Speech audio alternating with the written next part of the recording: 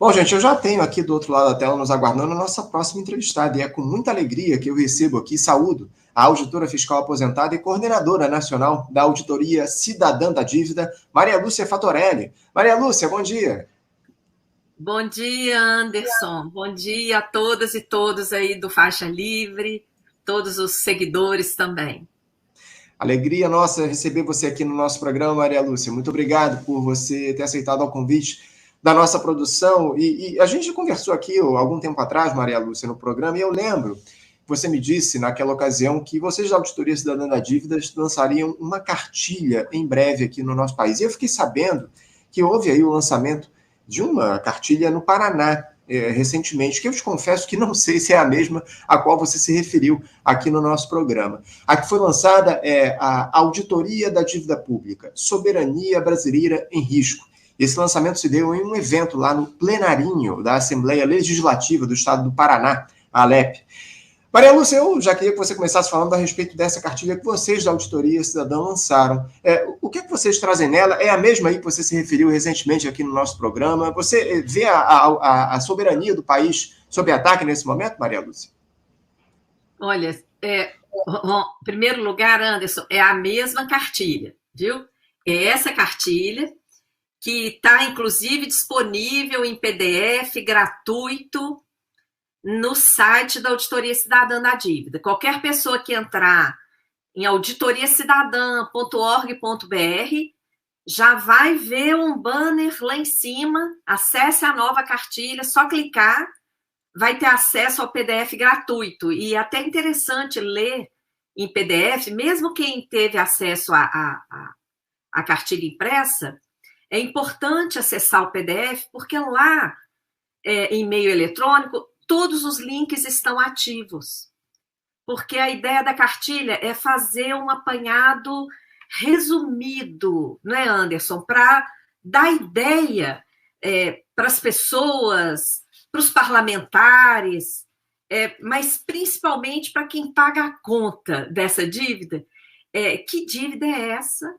E a necessidade de fazer a auditoria que está prevista na Constituição Federal e até hoje não foi cumprida. Com relação à soberania, olha só, a dívida está por trás de tudo que acontece no mundo econômico e financeiro e está mexendo com a vida de todo mundo. Muitas pessoas ainda têm a visão equivocada que a dívida pública seria algo distante. Alguns acham que nem seria mais um problema, porque a grande mídia não abre espaço, não é, para fazer o debate aprofundado da dívida. Ela só usa a dívida quando fala tem que privatizar porque para equilibrar o pagamento da dívida. O próprio governo enviou o projeto do arcabouço fiscal ao Congresso Nacional, que acabou de ser aprovado ontem, colocando lá na exposição de motivos que a ideia de manter o teto de gastos, porque o arcabouço fiscal mantém o teto de gastos com uma folgazinha mínima, né? A mais do que era o teto lá da emenda 95. Por quê? Está escrito lá na exposição de motivos pela equipe do Haddad, para reservar, para guardar recursos para o pagamento da dívida. A dívida está por trás aí da ameaça de reforma administrativa, que é o fim, a destruição dos serviços públicos, que o Arthur Lira, presidente da Câmara dos Deputados, está querendo voltar à pauta. Por que ele quer isso? Ele quer reduzir a despesa pública saudável, a despesa com a prestação de serviços, com a garantia de estrutura de Estado, para sobrar mais dinheiro para especulação, para o rentismo. Então, olha só, a dívida está por trás, então, das privatizações, do teto de gastos, das contrarreformas, de toda essa produção de escassez aqui no Brasil para a maioria. Porque para quem recebe juros é a generosidade total, né, Anderson? Nós temos os maiores juros do planeta. Então, isso tem que modificar. E a gente só vê uma saída para modificar se houver uma conscientização social. Por isso, a cartilha. Uma publicação didática, resumida.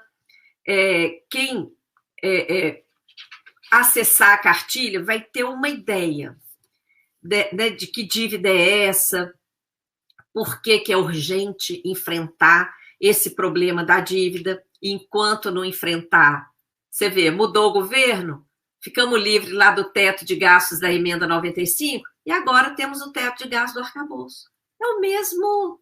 É a mesma linha condutora. Para mudar isso, tem que enfrentar o sistema da dívida.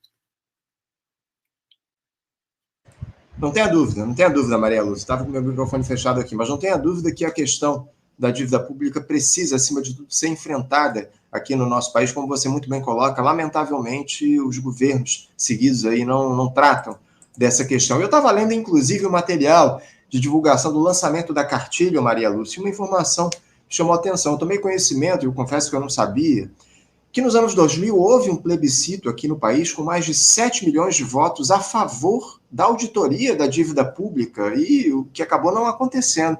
É isso mesmo, Maria Lúcia? Conta essa história aqui para os nossos espectadores, por favor.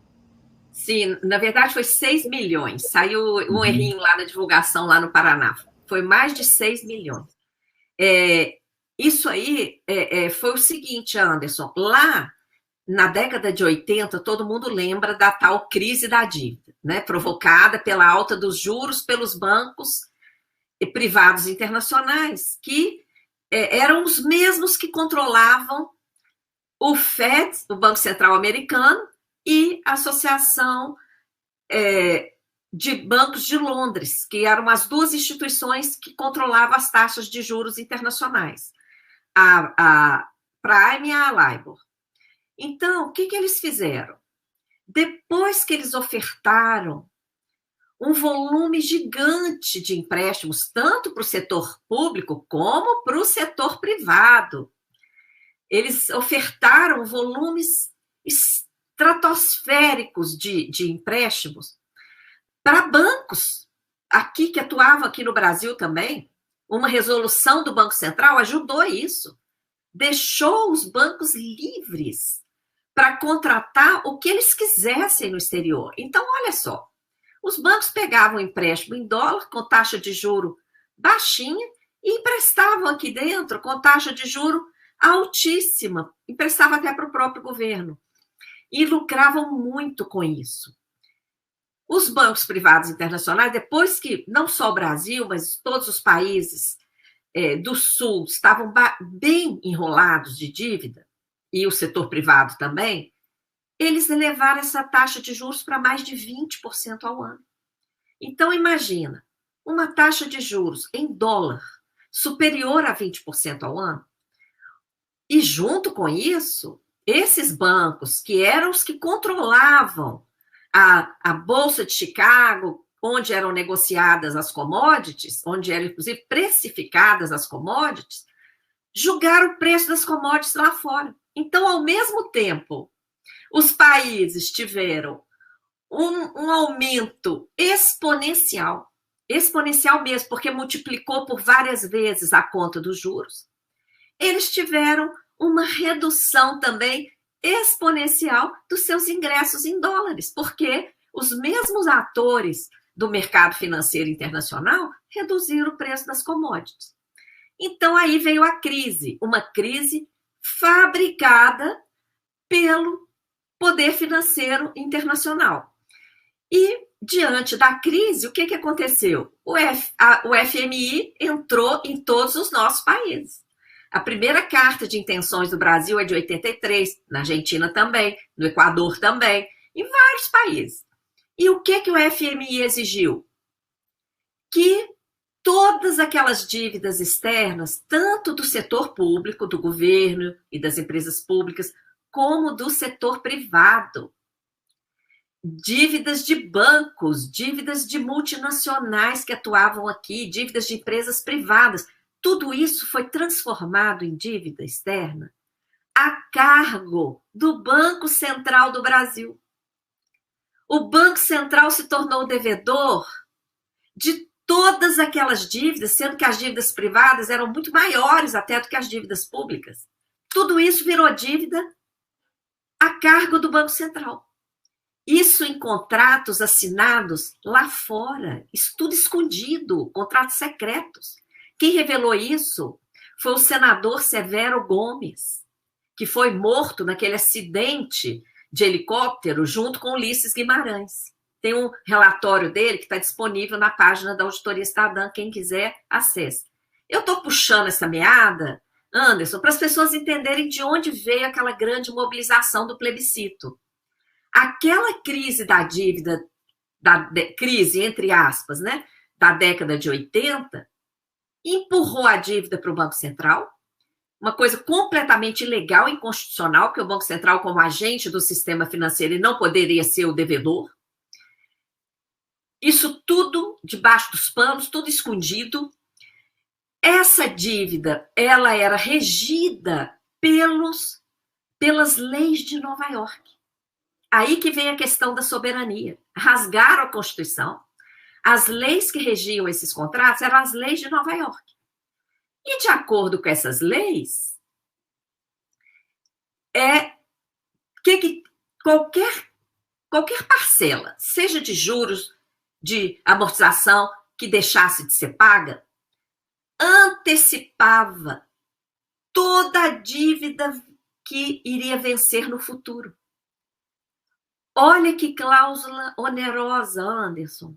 Dívida que ia vencer daí a 20, 30 anos. Foi toda antecipada, ficou tudo vencido em final de 86. E o volume de pagamentos de juros, por isso que a década de 80 é uma década perdida. O Brasil se tornou exportador de capitais por causa dessa história aí, dessa assunção de dívida privada pelo Banco Central e dessas cláusulas abusivas. E esse negócio aí, a gente em crise, década perdida, desemprego, quebradeira, etc., etc., vem o início dos anos 90. Aquela dívida contratual que o Banco Central assinou lá, regida pelas leis de Nova York, ela tem um 99% de indício, Anderson, de que ela prescreveu. Tudo, inclusive vários registros, mostram que ela prescreveu. O 1% que falta para provar é porque nós não achamos aqui no Brasil o contrato da renúncia à prescrição, como nós achamos lá no Equador, que o processo é idêntico. E aí, dívida prescrita, dívida morta, o que é isso? Podre, né? O que o Brasil fez? Entrou de novo na exigência do FMI, que colocou não só o Brasil, como outros países, para embarcar no chamado Plano Brady. O que foi o Plano Brady? A troca daquela dívida podre, morta, prescrita, em novos títulos. Esse processo aconteceu em Luxemburgo, paraíso fiscal. Olha de novo aí a ofensa à soberania brasileira. O Armínio Fraga, que estava nessa comissão aí de troca de dívida podre por novos títulos, depois ele foi presidente do Banco Central, uma década depois, ele deu depoimento na CPI da dívida em 2010. Ele falou que quando ele saiu do Banco Central, ainda não tinha contrato assinado. Dessa troca lá do Brady em 94. Olha que bagunça, que avacalhação. E esses títulos? Então, olha bem, pegaram uma dívida podre, prescrita, trocaram por novos títulos, novos papéis. Esses novos papéis eram 7 tipos de dívida externa brasileira, em títulos. Eles eram tão podres que eles não podiam ser negociados em nenhuma bolsa de valores do planeta. O que o Brasil fez com esses títulos? Uma parte transformou em dívida interna. Em 94, nós estávamos tendo plano real aqui no Brasil, juro de quase 50% ao ano.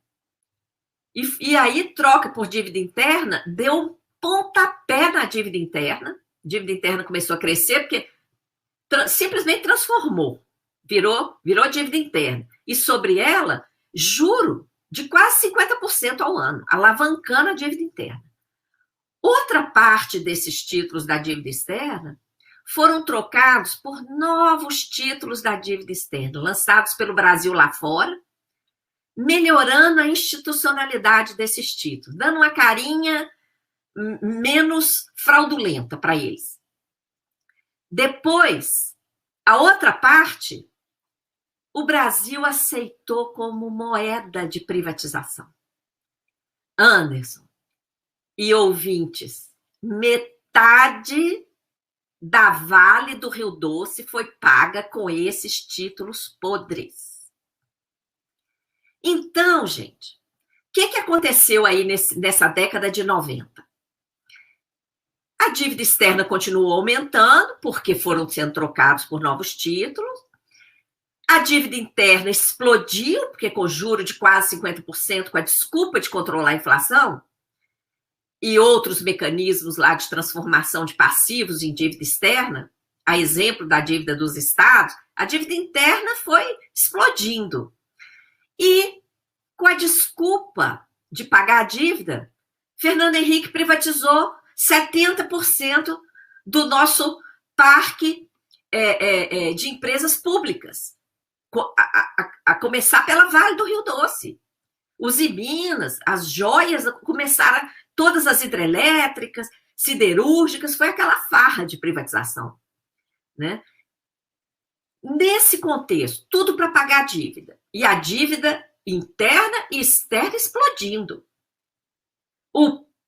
Foi uma década, a década de 90, de aprofundamento da desigualdade social.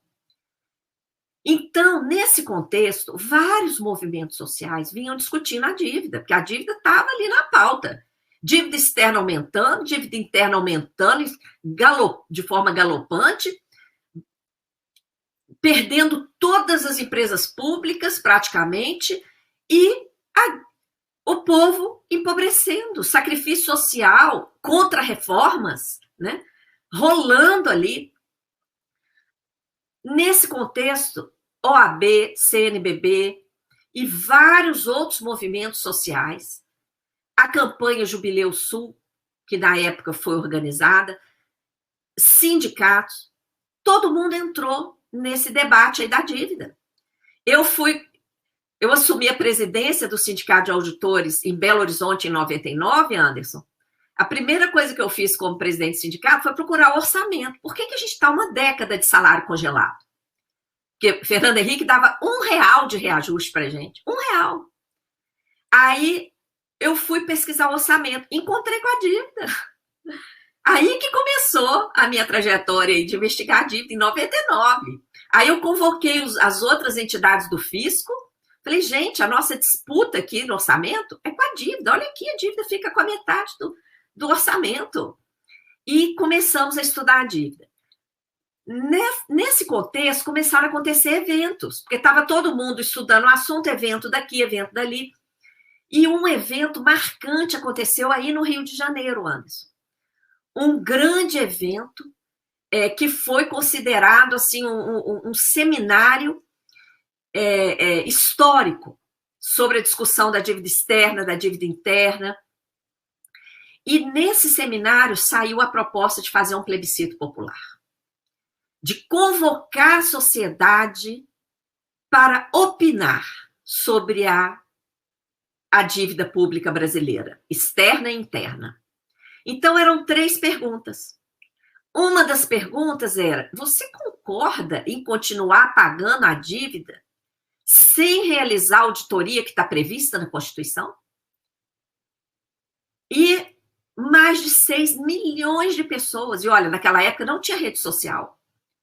Foi voto no papel, na porta das igrejas tinha banquinha, na porta dos sindicatos. Na porta do sindicato que eu presidi em Belo Horizonte, tinha banquinha, nossos colegas aposentados se revezavam para coletar votos. E foi uma grande mobilização com todas as centrais, foi um processo muito bacana. E, quando terminou, entregamos o resultado em Brasília, no Poder Legislativo, Executivo e Judiciário. O que aconteceu? Nada. Não aconteceu Absolutamente nada.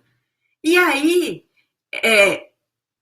logo no início de 2021, logo em seguida, no início de 2001, teve uma reunião histórica aqui em Brasília, na Casa dos Jesuítas, o Centro Cultural de Brasília, e 80 lideranças nacionais foram chamadas para essa reunião para discutir. Peraí, fizemos esse esforço todo, o Brasil inteiro se mobilizou, mais de 6 milhões de votos, e não deu em nada?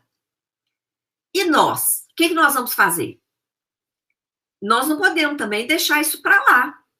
Então, nessa reunião, eu fui chamada também para essa reunião, porque eu tinha acabado ajudando a coordenar o plebiscito no estado de Minas Gerais, e decidimos, em conjunto, criar o movimento da Auditoria Cidadã da Dívida.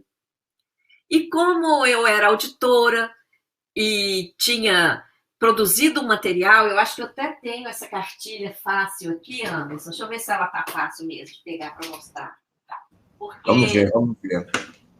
Olha, estamos recebendo a Maria Lúcia Fatorelli, né, auditora fiscal aposentada e coordenadora da Auditoria Cidadã da Dívida, falando sobre essa trajetória. Tem aí a cartilha, Maria? Tem, olha que legal, achei. Essa cartilha foi publicada exatamente pelo Fisco Fórum Minas Gerais. Aquilo que eu falei, que eu chamei os outros sindicatos para mostrar, né? Olha aqui, nossa disputa é com a dívida. E como a gente já tinha esse estudo, veio o plebiscito de 2 a 7 de setembro de 2000, nós lançamos plebiscito sobre a dívida, né? E isso aqui era uma contribuição, tá aqui, ó, uma contribuição, tá no rodapé da cartilha, contribuição do Fisco Fórum MG ao debate preparatório do plebiscito da dívida externa. Então, essa cartilha, eu tinha feito essa cartilha acabou espalhando no Brasil inteiro. Aí me pediram para coordenar a Auditoria Cidadã. E aí estou, Anderson, há 23 anos. Eu me alonguei um pouco nessa história, porque é a história que gerou o nosso movimento, não é? Sim. Então, é muito bacana. E o deputado que colocou a auditoria na Constituição, ele estava nesse evento no Paraná, o Hermes Zanetti.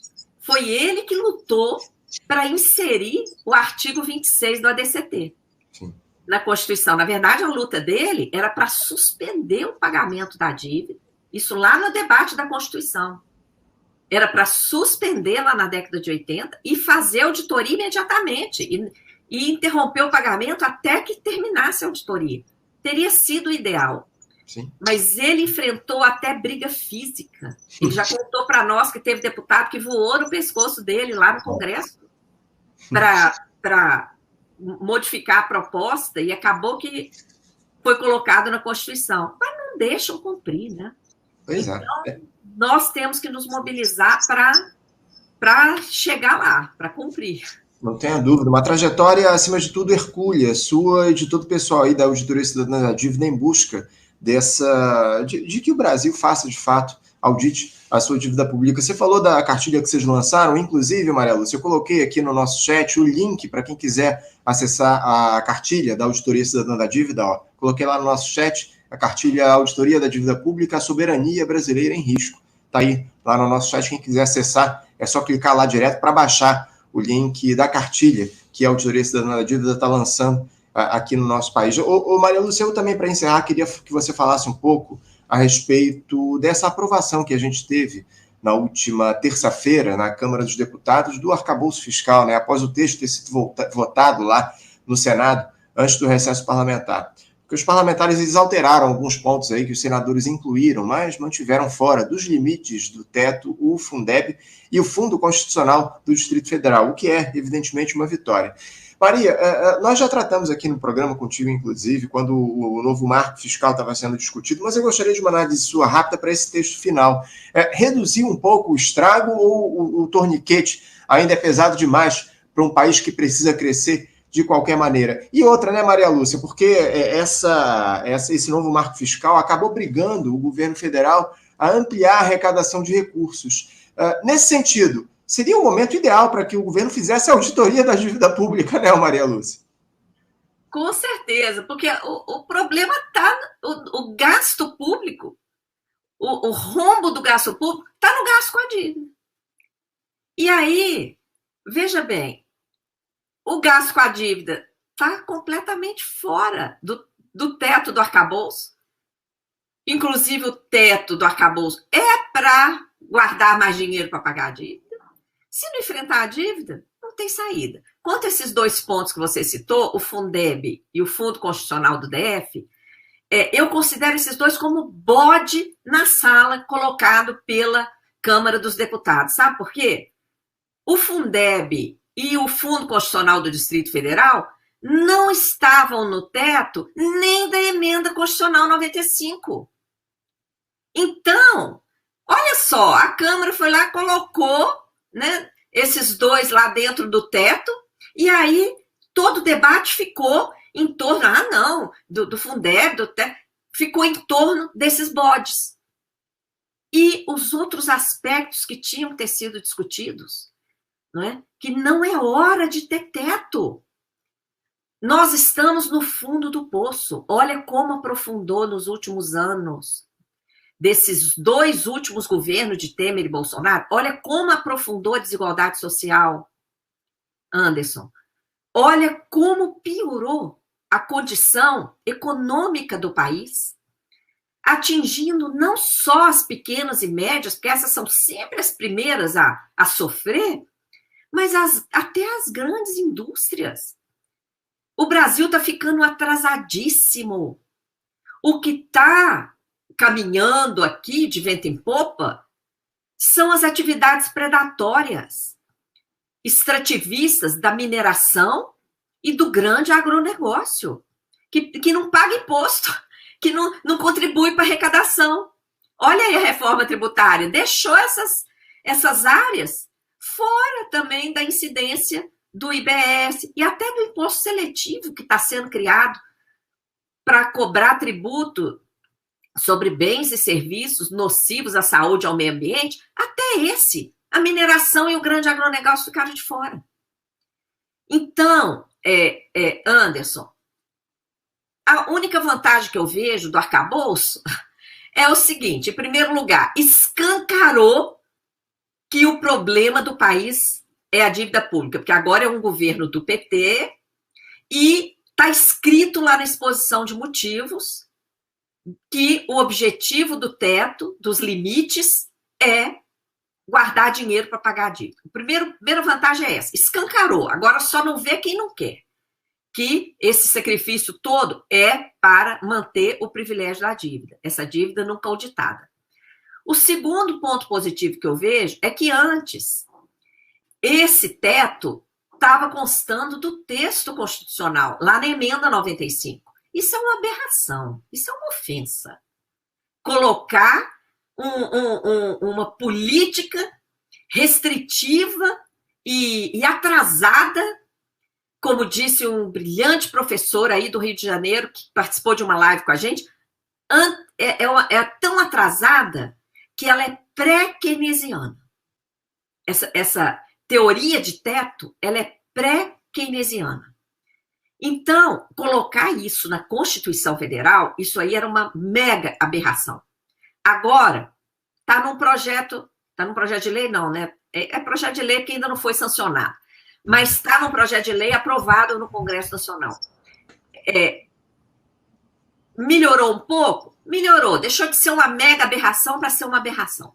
Uhum. Tá? Porque ter teto para gastos sociais num país de desigualdades profundas como o Brasil, que ao mesmo tempo não coloca nenhum teto, nenhum limite para os juros abusivos, que deixa cartão de crédito aí, e quem tá enrolado em cartão de crédito é o povão para comprar comida, sem limite, pagando aí em média 440% de juros ao ano, tendo algumas emissoras aí cobrando até 1000% de juros. Olha, não dá. Por isso que a nossa opção, Anderson, é lutar ou lutar. E eu já deixo aqui o convite para uma audiência pública que vai debater a política de juros no Brasil, ela vai acontecer na Câmara dos Deputados, na Comissão de Finanças e Tributação, na quarta-feira que vem, dia 30 de agosto, a partir das 10 horas da manhã. Então, Anderson, eu vou até te pedir para você colocar aí nos anúncios que você sempre coloca do Faixa Livre, a chamada para as pessoas acessarem, quem não puder vir presencialmente. A Câmara dos Deputados sempre divulga. Ela só não divulga o link com antecedência, mas é só as pessoas entrarem lá no site da Câmara dos Deputados, procurar em comissões permanentes, Comissão de Finanças e Tributação, que vai estar ao vivo lá, a partir de 10 da manhã, dia 30 de agosto, a nossa audiência pública. Eu vou participar. Aí do Rio de Janeiro, o Fernando Siqueira vai participar da EPET e também um professor Mitidiero, que vai mostrar também a questão dos preços dos alimentos, dos produtos agrícolas. Olha, promete, viu? Vai ser uma audiência muito bacana. E a gente vai fazer uma ampla divulgação aqui no nosso programa, você pode ter certeza, Maria Lúcia. Fernando Siqueira, que é comentarista nosso aqui do Faixa Livre, muitos anos dialoga com o nosso programa, mais uma presença nessa importante audiência pública, que também terá a sua participação. Os nossos ouvintes pediram aqui para que eu divulgasse o link, mais uma vez, da cartilha. Eu botei ali, mais uma vez, no chat, a cartilha Auditoria da Dívida Pública, a Soberania Brasileira em Risco, para que as pessoas acessem lá no site da Auditoria Cidadã da Dívida esse importante documento que foi publicado por vocês aí recentemente. Maria Lúcia, eu quero agradecer, acima de tudo, a tua participação, parabenizar mais uma vez o trabalho de vocês da Auditoria Cidadã ao longo de todos esses anos, essa luta de vocês para que haja, de fato, uma auditoria da dívida brasileira. Enfim, muito obrigado pela tua presença e a gente continua em diálogo aqui, vamos divulgar, pode ter certeza, essa audiência pública que vai se realizar lá no Congresso Nacional. Tá bom, Maria Lúcia?